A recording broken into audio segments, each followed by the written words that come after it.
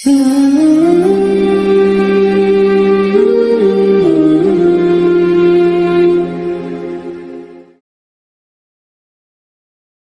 খালি মাথার মধ্যে নেন যে ফেরাউনের সময় যে পিরামিডগুলো কিভাবে তৈরি হলো, আপনার মাথা ঘুরে যাবে। এখনও আমরা এটা মিস্টেরিয়াস, মানুষ বের করতে পারছে না কিভাবে তৈরি হলো। আমরা তো বলি এখন গণিতের যুগ, খুব এগিয়ে যাওয়ার যুগ। এত সহজ ছিল না এই পিরামিডের গাণিতিক ক্যালকুলেশন মেলানো। গত লেকচারে বলেছিলাম যে বিশ্বের সবচেয়ে বড় বড় সেক্টরগুলো, যেমন অ্যালগোরিদম, যেটা ছাড়া আপনি এই বিশ্বের কোনো ডিজিটাল বিষয় করতে পারতেন না, এটা আসছে মুসলিমদের হাত থেকে। এই যে জাহাজ শিল্পের কথা বলেন, এক্সপোর্ট ইম্পোর্ট পুরোটাই কলাপস করতো জাহাজ শিল্প না থাকলে। এটা এসেছে নূহ আলাইহিস সালামের হাত দিয়ে। বিশ্বের ইতিহাসে এর আগে কোনো নৌযান তৈরি করা হয় নাই, হয়েছে? হয় নাই। এই যে আমরা বলি যে কেমিস্ট্রির কথা, জাবর ইবনে হাইয়ানের নাম শুনেছেন কিনা? কেমিস্ট্রির যে পর্যায় সারণীর মূল তত্ত্ব তিনি দিয়েছেন। ভূগোল, এই ভূগোলের জিওগ্রাফিক্যাল ম্যাপসগুলো মুসলিমরা দিয়েছে। মেডিকেল সায়েন্সের কথা বলেন, ইবনে সিনার বইগুলো পড়ে দেখেন, ওগুলো ছিল বেসিক বই। আপনি পাটিগণিতের কথা বলেন, বীজগণিতের কথা বলেন, সবগুলো তাদের। এই যে আমাদের অ্যাস্ট্রোনমি, জ্যোতির্বিদ্যা, এগুলো মুসলিমদের হাতে। বিশ্বের এমন কোনো সেক্টর নাই জ্ঞানের, ফিলোসফি। এই যে আপনি রাজি রাহিমাউল্লাহ তার বইগুলো পড়ে দেখেন, ইমাম গাজ্জালির বইগুলো পড়ে দেখেন, ফিলোসফির মূল থটসগুলো তারা দিয়েছিলেন। এখন কি হয়েছে, এগুলোকে সরিয়ে দিয়ে আমরা পশ্চিমা দর্শনগুলো চর্চা করি যেহেতু, আর সবাইকে গিলানো হচ্ছে এগুলোই সভ্যতা, এর বাইরে কোনো সভ্যতাই ছিল না। যে সভ্যতা এখনো ছেলে ছেলেতে বিয়ে করে, এরা মানুষকে সভ্য বানাতে চায়। দুর্ভাগ্য এখানে, ওরা এখনো ছেলে ছেলে বিয়ে করে এবং বলে যে এটা হচ্ছে বাক স্বাধীনতা, ব্যক্তি স্বাধীনতা, বাক স্বাধীনতা, ব্যক্তি স্বাধীনতা। তো যে কওমে লুতকে এই সমকামিতার কারণে আল্লাহ পাক মাটিটা উপরে তুলে আবার ধসিয়ে দিলেন, ওখান থেকে আমাকে এখন মানবতার শিক্ষা শিখতে হচ্ছে। এরা মানবতার ধ্বজাধারী হয়ে আছে এখন, যাদের হাতে সারা বিশ্বের হাজার হাজার না লক্ষ লক্ষ মানুষের রক্ত লেগে আছে, রক্ত, ব্লাড। এবং এই ব্লাডগুলো ইনোসেন্ট মানুষের ব্লাড, নিষ্পাপ মানুষের ব্লাড, নিষ্পাপ শিশুদের ব্লাড লেগে আছে। ওদের কাছে আমাদের শিখতে হচ্ছে এখন যে মানবতা কাকে বলে। এর চেয়ে দুঃখের আর কি আছে মুসলিমদের জন্য? যারা সারা বিশ্বে সুদ খাওয়াচ্ছে মানুষকে, ওদের কাছে শিখতে হচ্ছে যে অর্থনীতির প্রোগ্রেস কেমন করে হবে। কথা বুঝতে পারেন না হয়তো, বুঝবেন ইনশাল্লাহ একদিন। তো আসলে বিষয়টা এমন না, বিষয়টা হচ্ছে যে ইসলাম আল্লাহ পাক দিয়েছেন প্রাচীন কাল থেকেই, এবং আধুনিক পর্যন্ত ইসলামই ইসলাম আছে। এর বাইরে কিছু মতবাদগুলো চলছে, এগুলোকে আমরা ইসলামের সাথে গুলিয়ে ফেলেছি আর কি। কারণ এগুলোর বাহ্যিক চাকচিক্য আছে, দেখে মনে হয় যে বস্তুবাদী সভ্যতা, mills and factories and finance, economic sector অনেক স্ট্রং, অনেক মিলিটারি পাওয়ার, পারমাণবিক ওয়েপন্স, এগুলো দেখলে মানুষের চোখ ধাঁধিয়ে যায়, মনে হয় যে বাপরে বাপ কি একটা অবস্থা, তাই না? এটা বিগত জাস্ট 200 বছরের হিস্ট্রি। এর আগ পর্যন্ত আপনি যা দেখবেন সবই ইসলাম। লাস্ট 200 বছরে কি হয়েছে? লাস্ট 200 বছরে আমরা আমাদের খিলাফা হারিয়ে ফেলেছি। মুসলিম যুবকরা নামাজ ছেড়ে দিয়েছে, সুন্নত ছেড়ে দিয়েছে, কোরআন থেকে আমরা দূরে সরে আসছি। ইসলামের দায়িত্ব দিয়ে দিয়েছি শুধু আলেম ওলামার কাঁধে, তারাই ইসলাম পালন করবে, আমরা এর মধ্যে নাই। ঠিক আছে? আমাদের মা বোনরা পর্দা ছেড়ে দিয়েছে, হাজরার মতো স্ত্রী নাই ঘরে, ইসমাইলের মতো সন্তান হচ্ছে না, ইব্রাহিমের মতো পিতা নাই, সন্তান হচ্ছে না। বস্তুবাদী, সারা জীবন দুনিয়া নিয়ে ব্যস্ত, বাড়ি গাড়ি, টাকা করে, স্ট্যাটাস, দ্যাটস অল। আমাদের এখন চিন্তা ভাবনা এরকম। যুবকরা দেখবেন যে ফিফা টিফা নিয়ে পড়ে আছে, নেইমার মেসি নিয়ে পড়ে আছে। ওদের চিন্তাই নাই যে আল্লাহ পাক যে তাকে পৃথিবীতে পাঠিয়েছেন দিনটা প্রচার প্রসার প্রতিষ্ঠা করার জন্য, ফিকিরই নাই। তো কেন হবে না আমাদের অবস্থা এখন এমন, সেটা বলে না।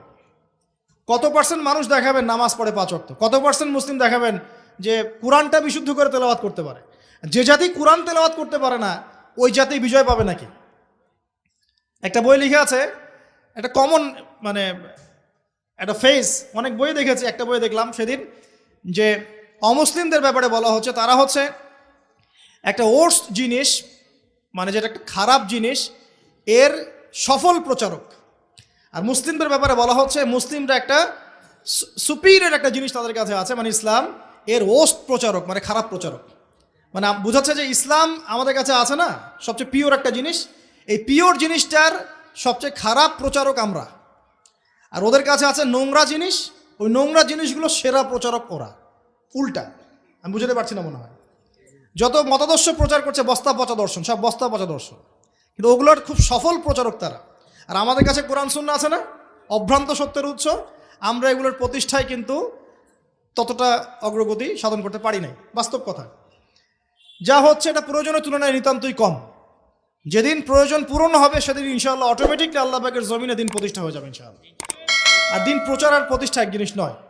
প্রচার মানে হচ্ছে আপনি নামাজ পড়ছেন, প্রচার হচ্ছে সুন্দর মাশাআল্লাহ, কিন্তু আপনি সব দিক থেকে শক্তিশালী নন, তাই বিশ্বের অন্য সভ্যতা আপনার উপর চাপ খাটিয়ে নামাজের স্বাধীনতাও হরণ করতে পারে। এর নাম হচ্ছে ক্ষমতা।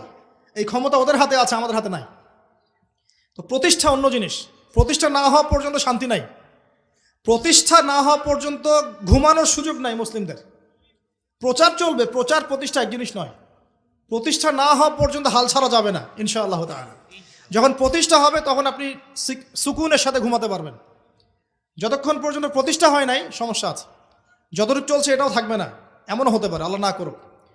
এখন আসেন, আমরা জানলাম যে ইসলাম চিরায়তকাল থেকে ছিল। নবী সাল্লাল্লাহু আলাইহি ওয়াসাল্লাম তাহলে কি করলেন? তিনি কি নতুন কোনো শরীয়ত নিয়ে আসলেন?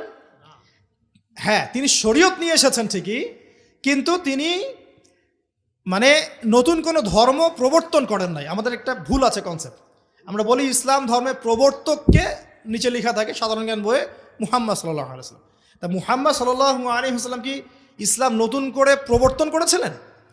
বরং নতুন করে তিনি শরীয়তটা প্রচার করেছেন। তিনি কি লা ইলাহা ইল্লাল্লাহের দাওয়াত ছাড়া অন্য কোনো দাওয়াত দিয়েছেন? আর নূহ আলাইহিস সালামও তো লা ইলাহা ইল্লাল্লাহেরই দাওয়াত দিয়েছেন। আদম আলাইহিস সালাম কিসের দাওয়াত দিয়েছেন? লা ইলাহা ইল্লাল্লাহ। প্রত্যেক নবী কিসের দাওয়াত দিয়েছেন? ফেরাউনের সামনে মূসা কি বলেছেন? আল্লাহ ছাড়া কোনো ইলাহ নাই, তুমি তার ইবাদত করো, তাই না? তাহলে প্রত্যেক নবী লা ইলাহা ইল্লাল্লাহের দাওয়াত দিয়েছেন।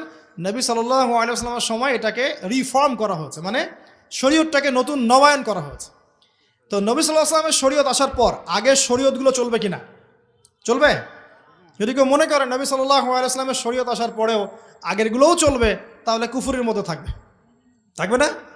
এখন এখান থেকে আমি আপনাকে বাকি অর্ধেকের দিকে নিয়ে আসি, একটু খেয়াল করেন। নবী সাল্লাল্লাহু আলাইহি ওয়াসাল্লামের এই ইসলাম প্রচার প্রসার আর প্রতিষ্ঠা করতে 23 বছর লেগেছে। কত বছর? উনি যখন নবী হয়েছেন তখন আরবের সমাজটার মধ্যে শিরিক দিয়ে ভর্তি ছিল। শিরিক আর শিরক, যে কোনো এমন কোনো শিরিক নাই যেটা আরবে ছিল না আর কি। ঠিক আছে, স্ট্যাচু ওয়ার্শিপ হতে পারে, কবর পূজা হতে পারে, মৃত মানুষের পূজা হতে পারে, নাস্তিকতার চর্চা হতে পারে, সমস্ত শিরকের প্রকারভেদ আরবে ছিল। ওই সময়ে সুদের প্রচলন ছিল, ইকোনমিক সেকশনে মানুষ সুদ খাইত। ওই সময় মদ ছিল, মদ মানুষ অ্যাভেলেবল মদ পান করত। নারীর অবমাননা ছিল, মেয়েদেরকে খুব একটা মূল্যায়ন করা হতো না। আর গোত্রীয় হানাহানি ছিল, মানে গোত্রে গোত্রে হানাহানি। একটু অবজার্ভ করেন, এই 5টা সমস্যা কি এখন নাই? এখনকার বিশ্বে নাই। বরং শিরকের এখন গ্লোবালাইজেশন হয়েছে, হয় নাই? ইকোনমিক সেকশনে সুদের গ্লোবালাইজেশন হয়েছে না? এখন একটা জায়গায় সুদ সীমাবদ্ধ নেই, সারা বিশ্বের মানুষ খাচ্ছে, খাচ্ছে না? মাদক কি একটা জায়গায় সীমাবদ্ধ আছে? না, সারা বিশ্বের মানুষ খায়, ছড়িয়ে দেওয়া হয়েছে। ছড়িয়ে সীমান্ত অঞ্চলগুলোতে গিয়ে দেখবেন দেধার সে মাদকের প্রবেশ হচ্ছে, হচ্ছে না? খাচ্ছে কারা? এই যে নেইমার আর মেসির ফলোয়ার যারা, ওরা খাচ্ছে না? খাচ্ছে। এরা কি মুসলিম না মুসলিম? এদের বাবা মুসলিম না মুসলিম? তাহলে গরুর গোশত খেলেই যদি মুসলিম হয়, আর নাম আব্দুল্লাহ আব্দুর রহমান হলেই যদি মুসলিম হওয়া যায়, তাহলে আবু জেহেলও মুসলিম।